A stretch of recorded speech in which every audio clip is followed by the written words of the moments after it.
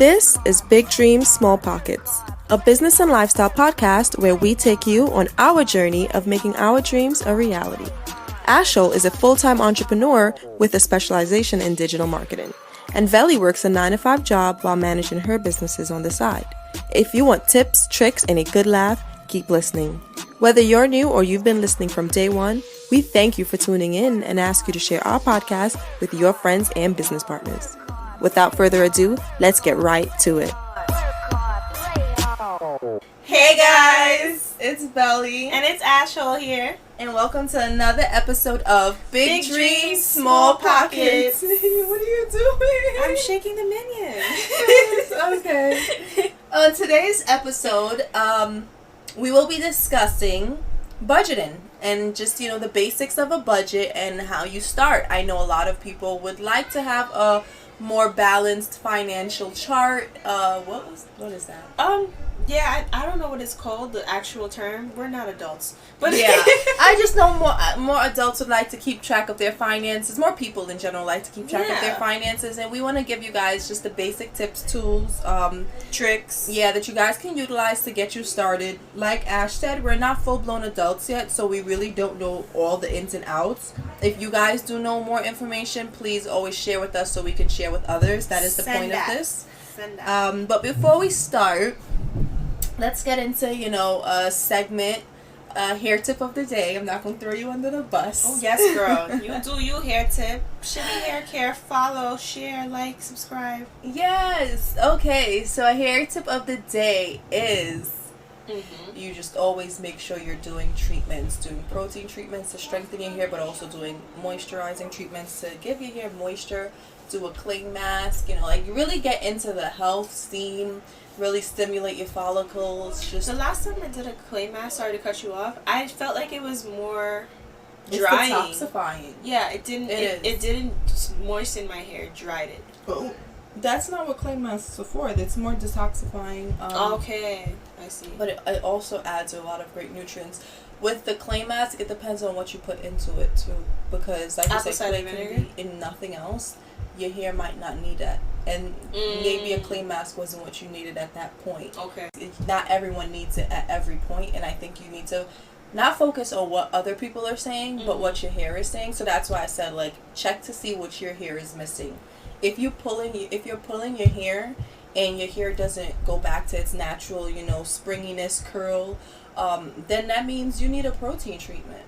Ooh, if you're pulling your hair and your hair falls out, it snaps, your hair is dry as hell. Yeah. You need to not put any more protein in it. You need to put some moisture in it, and you need to take time and really give it some nourishment. A lot of the moisturizing oils will come into play. So that's what I would recommend. We're going to call that the pull test by Shivy Hair Care, because that's a very good tip. I'm going to try that as soon as I take out this hair. Yeah. Thank you.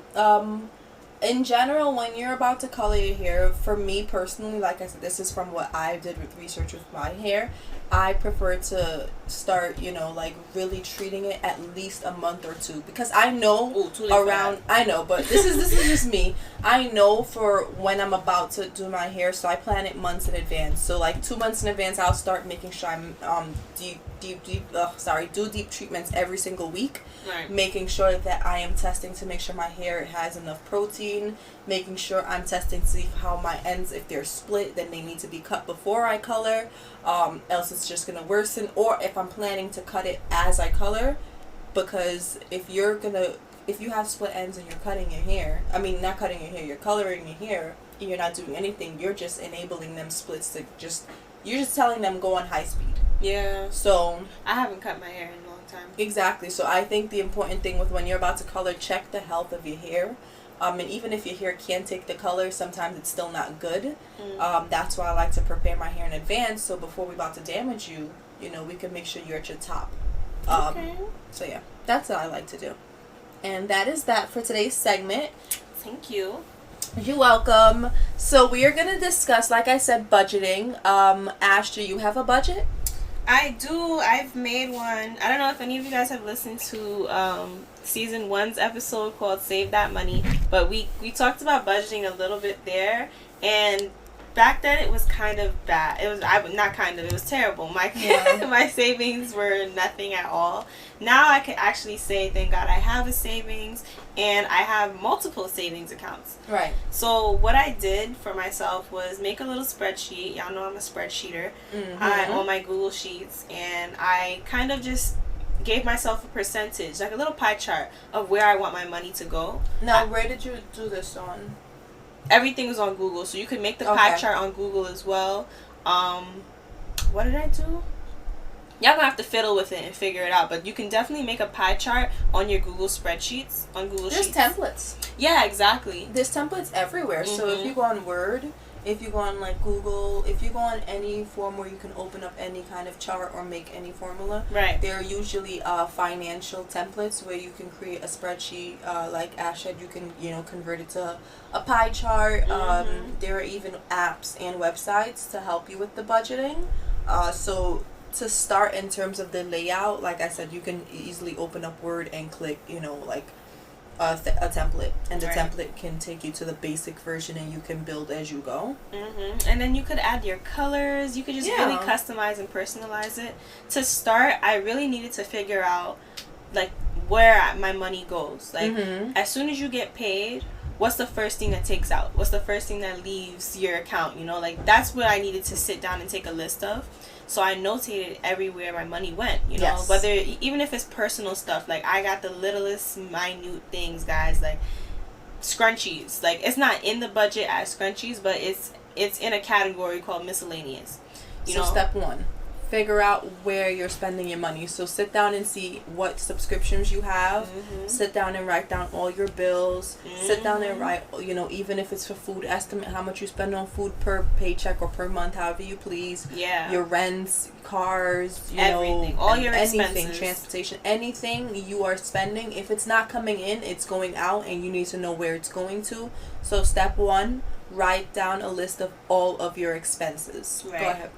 I would say also for the coming in part, that's going to be like a whole separate little segment we have, but there's something you can do with all of your profits as well, not just your expenses. So it's basically creating a budget based off of all your streams of income, if you have multiple streams or if you're just looking to get multiple. But after I made my list and notated where everything was for the budget, I categorized it, I need this for my unlimited Metro card. I need this. I spend this amount on gas. I need this for parking. That all goes into like a transportation category. The categories really help me because I noticed that American Express does it. When you're looking through your American Express expenses and how much you spend on either the credit card or whatever you have with them, they always put it in different categories, and I feel like that makes everything so much simpler when you're searching. For anyone doing their taxes, you can literally just pull out, like, okay, this is how much I spend on this, this, and this. And whether you have an accountant or you doing it yourself on, what's that thing called? H&R Block? Yeah. There's another one, too. TurboTax. If you're doing those things yourself, they're always going to ask you, take the, take out how much you use for this and give a number. So now it's going to be easier for you to actually see what the number is. After I did the list and stuff like that and I categorized it, I actually set it into motion. So I set up a direct deposit into a savings bank for Qapital. I know we've mentioned this before. We're gonna leave another link in the description of this episode. But Qapital is a savings app, mostly on iPhone. I don't know if it's on Android or not, but you can check. Yeah, probably. You can check. So what I did on Qapital was I put each of my categories into the app as a different savings account. So every time I get a direct deposit or get paid from one of my streams, it goes into Qapital and spreads itself out into the different categories. And you can even set the percentage you want. So let's say you just get paid $500, it will go into direct deposit, but 20% of that will go to your business expenses. 20% of that will go to gas. 20% of that will go to your next wig. You can put anything you want on the categories. So that's why I thought Qapital was really perfect for stuff like that. Yeah. So you write down a list of all of your expenses, and you also need to know how much you're bringing in. And a lot of the times you realize what you're spending and what you're bringing in doesn't add up, and sometimes it's either you owe money at the end of that calculation, or you barely have anything else for yourself because you're not really realizing how much money you spend on things you don't need to spend on. Right. And I think that really puts things into perspective when you see where your money goes. That's why I love the budget. You can see it flat out. It's in your face. You can't lie to yourself. Exactly. You can't like, dang, where'd my money go? This is where it went, sis. And a budget is all fun and games, unless it's all fun and games and it's cute to make, but if you don't stick by it, it does nothing. Let's just put that out there. A budget will only go as far as you let it go. So that means if you create a whole spreadsheet, it's beautiful, bam, you spent 2 days creating this beautiful spreadsheet of your budget and you know where you want to allocate your money, and then you don't open it up again for 6 months. That's me. I'm guilty. I've done that before. Then you realize did nothing. Yeah. You realize you did nothing. That budget, you know, that beautiful spreadsheet did nothing for you. I went and I did the most intricate layouts, and then I realized this is not what I want. This is not even helping me, because now it takes me so long to update the spreadsheet that I'm not really getting much out of it because I'm over it. So I learned to simplify my spreadsheet based on the basic, like for the basics for me. After you check out where you are spending, it's important to separate your priorities. So now you have to prioritize what is it that you have to, like Ash said, what do you have to pay for right when you get paid. Yeah. So you know you have certain bills coming up on certain days. You have to separate that out, and that's in one chart, one piece of the pie, one piece of your spreadsheet, wherever you want to put it. After you have your bills prioritized, you start allocating, you know, food, transportation, like I said, put it into separate things and set a reasonable amount. That's another thing with budgeting. Don't set an idealistic amount, the one you'd ideally like to. Well, you know, I spend $600 on transportation a month, which just sounds crazy, but I spent almost that amount a month when I was working at a different job. I spent $600 a month in transportation, but ideally I'd like to spend $400. How? Yeah. If your train ride is $390, it don't make sense, and your MTA is $150, what do you mean I'd like to ideally spend more? What are you gonna do? Walk to work? Make it make from sense. Long Island, like, you know. So you have to be realistic with what you are, you know, with what your budget. So once you plan out once you prioritize what you have to spend, then you start having the wants and the needs, like just the secondary needs and the wants. Now with the wants, I think people, you know, forget how important it is to put a section for that, because that's how you don't take away from other parts of your budget. If I have, you know, $100 in my paycheck for 2 weeks to buy whatever I want, okay, I'm gonna buy this shirt for $20, I'm gonna go out and buy this or that, whatever. At least I allocated the money, so I know how much I have to spend, and I don't feel like, you know, I'm only saving, I'm not enjoying anything. That's how people like me binge. That's how I end up going and binging and spending hundreds of dollars on a site I have no business spending that money on, because I saved so much for the past 2 months. I see a cute shirt, and now I have 3 pairs of jeans, 2 boots that I can't find the next year, 6 shirts, a book bag that I don't need, and like mad bangles for no reason. Now look at me. That budgeting I did for 2 months just went away in one shopping spree. Yo, it be going away so fast. Exactly, and that's why you have to put money in for once. Yeah. It doesn't have to be a lot, but it's something where you can say, okay, this is for me to spend on whatever I feel. Just spending money, you know, play cash, whatever you want to call it. Make it reasonable, like she said, because if you thinking that I'm only going to spend $5 a month on myself, you're lying to yourself. Exactly. You're lying to the spreadsheet, and you're not going to really do it. Like, that's why I love Qapital, because it forced me. Like, it literally takes the money from direct deposit and puts it in all these places. Yes. So I don't have to wonder, how much money do I have to spend to get my hair done?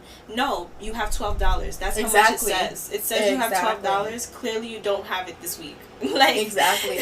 And some people have more structure, and some people have more willpower, where they can say, oh, I don't need to spend this money on that. Me, I set up my direct deposit, and my savings come out automatically, because I'm not going to save it for myself. Right. So if you know you're the type of person that isn't going to save that money in your account, there's so many different apps. Like she said, Qapital One. We mentioned Digit. I have American Express Savings, which I call my adulthood savings. I really need that.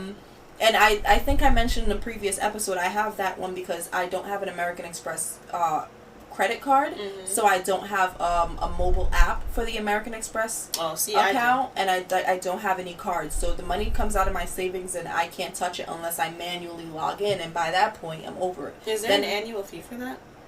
I feel like Amex, they give annual fees just because they're rude. They probably do, but I haven't really seen anything drastically, and that's really bad. Until they take from your savings. Yeah, no. And they also have one of the highest APYs. So they give you a little bit they give you a little percentage. What's an APY? For the class.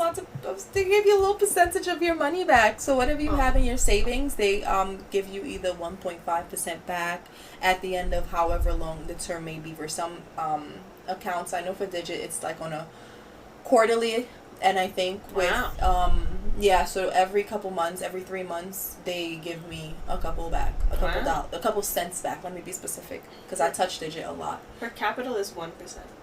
Really? Yeah, I don't know what the time, but it's 1%. Qapital, I have Qapital One savings, a 360 savings. No, it's literally Qapital with the Q, the app. Oh, Qapital, Quap. Okay, there we go. I thought all right, cool. I don't know if it's spelled if it's pronounced. Maybe I'm pronouncing it wrong. It's pronounced. It's Qapital. It's definitely Qapital. It's a big old Q, guys. Yeah. You have anything to say, Ash? I feel like I've been talking a lot. No, you haven't. I do have to mention the profit thing. Like we were mentioning, like making sure you know how much you're getting in, how much is coming in. That's really good to know for not just tax purposes, but if you're trying to plan and get something done, like a car, an apartment, a house, they're going to ask you what your debt to income ratio is.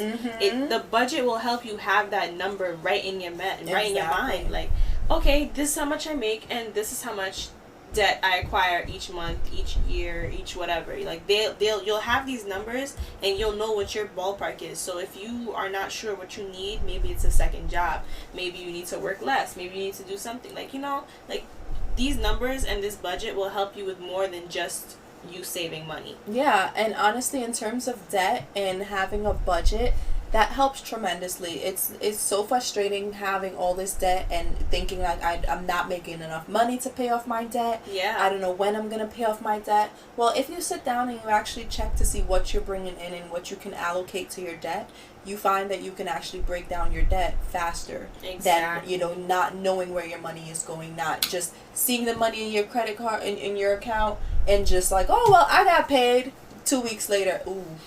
Yep. Gotta wait for the next payday, Yep. You were excited. So I had an aha moment while Velly was talking. And I wanted to tell you guys about debt stacking. So I learned about debt stacking recently. And when you guys hear what it is, you're probably going to be like, girl, everybody do this. You're not special. But, but I am hype about it because I didn't know. So when I'm paying all my credit cards, all my bills, my car note, everything, I'm just giving them whatever they want, just throwing them money. You ask for $250, here's your $250. Maybe I'll slide a little $50 extra on the principal just to make you feel better. But with debt stacking, it really helps you pay your debt 10 times faster, and it's from the simplest thing. You're paying the one with the most interest rate first. Yes. So you do not put extra money on the ones with the lowest interest rate, because it's like that's cheaper in the long run. If you keep that one for an extra year, it's not going to hurt you as much as it would for this. The higher interest. So when I did my spreadsheet, the spreadsheet has multiple sheets in it, guys. This is extensive. That's why I wanted to send it out to people. Like I like, if you guys need it, I'll make you a little template and you can just input your information into it, because I love like just helping people with this stuff. But basically the debt stacking shows what my APR is for each of my debt thingies, including my student loans. What's APR? Tell the class. Oh gosh. Annual rate.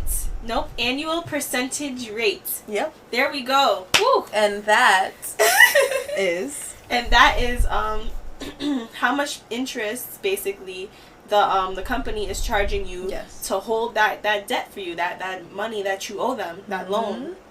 So for credit cards, it's usually obscene. It's usually 20% and up. Like it's credit cards will get you faster than anything will. A house, a car, anything. So what you want to do is make sure that those are under 30%. Like you never want to spend more than 30% of your limit on credit. I'm sure we've mentioned this before, but when I checked my debt stacking, I realized that I was just paying whoever. Mindlessly. Yeah, when I could really be paying off this debt faster if I'd put most of the money into this one card while still making the minimums on the other card. And I know everyone says don't pay the minimum, but it's fine if the APR is lower than the one that you really need to pay. That, and everyone says don't pay, but are you giving me money?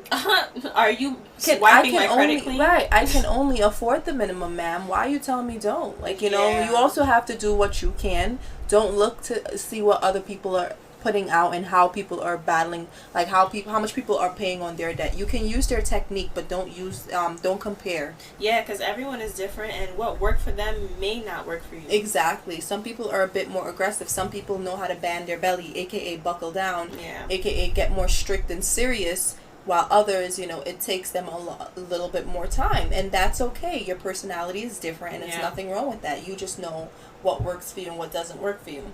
I will say this is just for like people that are like me who don't go on like shopping binges but food binges. Like, I will literally not buy myself lunch ever and then call Velly like, I just spent $40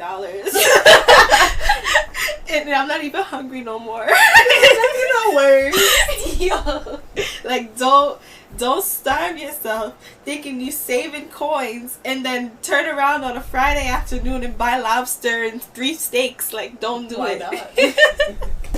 Like, it's the buckling down, I feel it OD. But it's like, if you're a person like me who is trying to lower their debt to income ratio by getting rid of majority of their debt, like, because there's good debt and bad debt. Credit cards, bad debt for me. So if I'm lowering it, see how she said for me? Yeah, that's another thing. Like, she knew that it does. You guys get the point. I don't know why I was explaining. No, that. yeah, It's like fine. because they need to get it. Like, you have good debt and bad debt, and credit cards for me is what's keeping my score. It's not low, but it's keeping it lower than what it could be. So I need to get rid of that. So I personally gave my card to my sister. Or if you're like me and know the code, know the card number. Right, I was just about to say. No, because a few people do. They know their card number by heart. Like me. Cut the card, guys. Just get a new card with a new number, and don't open the mail. Like, activate it, but don't memorize that new number, because I forced myself not to memorize my cards. It's detrimental. I knew everything. I knew all 16 numbers. That's not. I knew the CVC code. Which one you want? Do you want my credit? Do you want my debit? I had all of it memorized. That's how much I was my shopping sprees. Where are these things? That's the thing that pisses me off the most. Where are they? And it's scary. Because you go on shopping sprees and you can't find it. Exactly. But I feel like when you're trying to work and make sure that you're not doing what can get you. Wow, I have like a brain fart right now. That's me this whole episode. When you're trying to lower your debt, you knowing your code, your number, whatever, it's not helpful. It's not helpful, and you're honestly gonna end up using it. Like, okay, I put $1,000 on my card on my debt. This will bring my credit rate up. Yeah, but then you just spent $600 on this whole thing, and you've been looking at these shoes for mad long. Like, right. No. Right. Cut the card, guys. It's not that serious. You're not supposed to be using it anyway. When you learn how to control yourself, like, this is literally me talking to myself. I'm not talking to y'all. I need a mirror, because I'm self. I got you right there. Stop it, okay? It's not cute. You don't need this wig. You don't need it. Stop. And that's another thing. You know what I realized?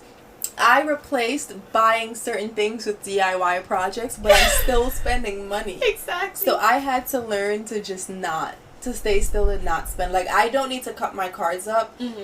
Fortunately, I can just be like, you know what, I'm not spending, and I just leave it in my card, and it works. But on the same hand, I also realized I was very stagnant. I wasn't spending, but I also wasn't actively working on reducing my debt as fast as I can. Yeah.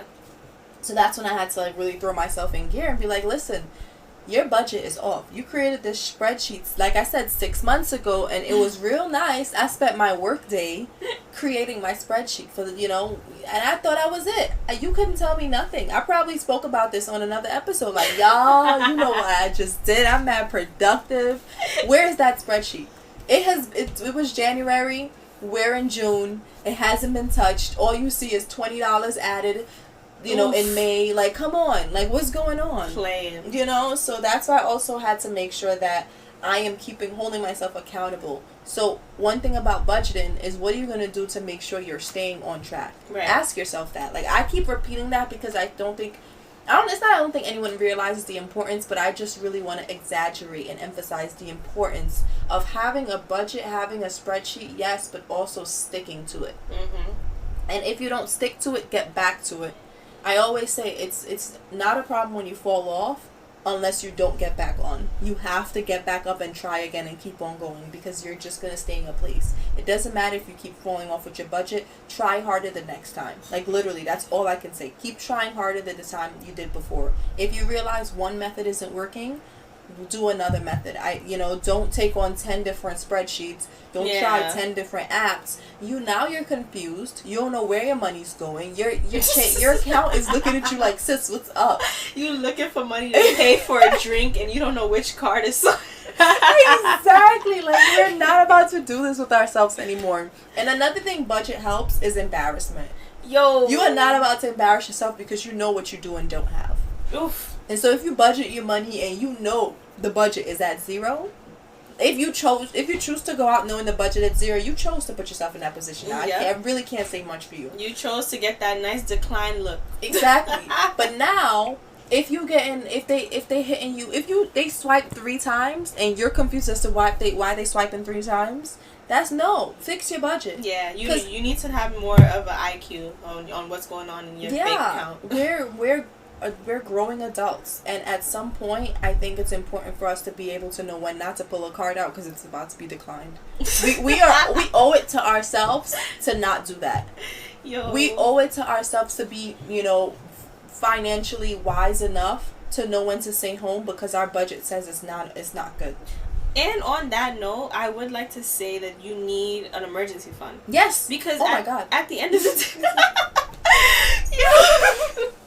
that emergency just flashed back. And that's what that Digit is for me. I talk about Digit all the time. Sponsor us, Digit. I'm not mentioning you after this episode again because at this point, run me my check. Right. But that's what I use that specific saving account for, because that's my emergency. I don't know how many times I've gotten to the point where I forgot that today wasn't a payday. Yeah. Because I get paid bi-weekly, but I also get paid from the other job, and sometimes I mix up the weeks. Oh, okay. So I mix up the weeks and I realize certain bills need to be paid. And the thing about my checking account is I take money out. I don't like seeing a bunch of money in my checkings account because it makes me nervous because our hands get itchy. So I'm just like, okay, this means that either somebody's savings ain't taking it, something's not happening. So if my checking account have more than literally 1,000, if my checking account has more than 1,000, I'm nervous. What's going on? I need to allocate Who's it. not taking money for this I need, for me to maintain my money, my checkings account always have to be under 1,000. That sounds bad, but that is the truth. It's not that I only have that. It's just that that's my rule for myself. And if I have more than 1,000, and I have, let's say, $1,001, that dollar is going into the savings. That's literally my rule for myself. And, it wasn't there at that point. And this is where Digit came in. And Digit was like, you under this amount. You got a bill coming up. They told me, it's like, you got a bill coming up.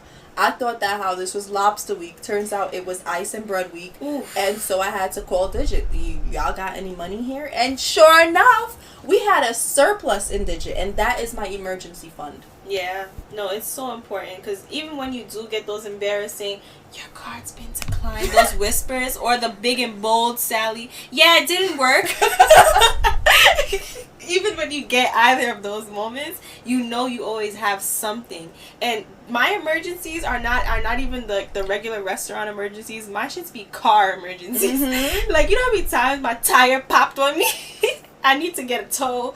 I need to pay to get a tire. I need to pay to get something. Like, I've had mishaps. Yeah. Like, this emergency fund is literally for a life. For emergencies. And what is an emergency to you? You got to make sure that your emergency isn't, damn, I really got to get my nails done. And that may be an emergency. We're not downplaying the seriousness of your nails. However, in the grand scheme of things, like Ash said, if you know you have a vehicle if you know you have, family that maybe sometimes depend on you, or if you know you're paying somebody's bill, emergency should be left for like serious things where you really your back is against the wall. Yeah. And honestly, I shouldn't even say that. It's up to you to decide what your emergency is. Me personally, if I have an emergency fund, I like to make that truly for things that I need this on the fly. I can't go without this. You have a flat tire, you have to change that, else you ain't getting anywhere. Yeah, right. It's either you change the tire or you stay in the highway. Like, pick one. Oof. And honestly, like, for like stuff like broken nail situations, that could be an emergency, but make a separate fund for it. Right. Cosmetic emergencies are emergencies, guys. It is. That's what I'm saying. Like, what is your emergency? And the budget should be really personalized to your needs. Don't just put, food, transportation, and you don't even go nowhere. Like, no, make it something that you actually care about and need. If you have a purse fetish and you love purses, make a budget. Put it in your budget. Like, I know I need a purse a week. If your lashes need to be done every 2 weeks, your nails need to be kept, that is a personal grooming budget. Put it in the exactly. And that's important. And personal growth. Everybody always trying to do something to better themselves. Maybe I'll take a dance class. Maybe I'll try this. Maybe I'll try that. Right. Like, put it in there. Your gym account, every month you gotta give the gym some money. Throw it in there. Exactly. Excursions you want to do with your friends all of a sudden. Spur of the moment. Hey, let's go here. Now you got it in the budget to do so. You know? Exactly. Your budget, should always be personalized to your life. Like I said, it's not about me. It's about you. Yeah. And I don't really have much else to say. I think we said all. No, we've given everything we've got. Qapital. I need a sponsor. That's Digit. what I'm saying. I'm sick of American Express savings. Hello. Listen, guys. Get these sponsors together. We'll be formulating and emailing you guys promptly. Pretty soon. Promptly. As we work on it right now. But, yeah, I think that's really my final words in terms of budgeting. I think for me, it's one, write out what you're spending. All of it, be real with yourself. It's just you and you there. Write out what you're bringing in. Even if, that man on the corner gives you $20 every time you see him. If that sugar daddy is securely giving you a couple $100 every certain however, add that to your budget, honey. Yeah. Add it until it's no longer part of your budget. Yep. Even if you're in a susu or something, honestly. That's budget. Yeah, like it's all a part of it. Whatever's coming in, it will help you realize where the problem is. Like, why am I still in this position? Yep. Maybe I need more money. Maybe I need to spend less money. Maybe I need this and that. It'll just help you out overall. And like we said, it'll help you with overall things in your life. Like getting a car, a house, just saving for the things that you really want. Yep. Yeah. Yep. And like we said, it's very personal. It's tailored to you. And don't cheat yourself on a budget. A budget shouldn't be something you are upset at. You hate. Like, you're unhappy that you have a budget. You should be happy. You should really see the fruit of your hard work when you really start implementing your budget. Oh, dear. It should be something that you should be proud. I really need to stop saying should. I hope it's something that truly makes you proud, happy that you have done it, because now, look at you, your finances are more structured. You know what things are going.